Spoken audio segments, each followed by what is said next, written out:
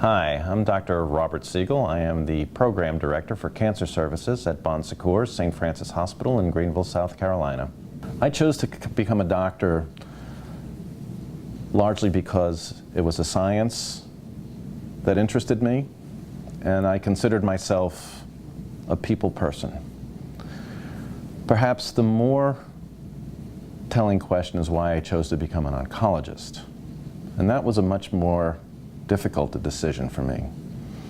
As a fourth-year medical student, maybe all of 24, 25 years old, the whole concept of mortality, the concept of chronic illness, the concept of having to give people bad news was something I was not prepared for. And I shied away from every opportunity I had to deal with cancer patients.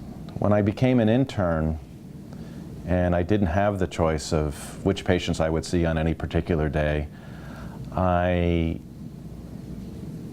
had the opportunity to meet some of our oncology patients. And when, at the end of that year, I had to make a decision whether to go into a subspecialty or not, and when I thought about which patients I found the most interesting, I always came back to the oncology patients I'd met during my internship year. And trust me, it wasn't because we had such wonderful drugs to use for these folks, because at that time we had virtually nothing compared to what we have now. But what I found in the patients were some of the most open, heroic, spiritual people that I had ever met.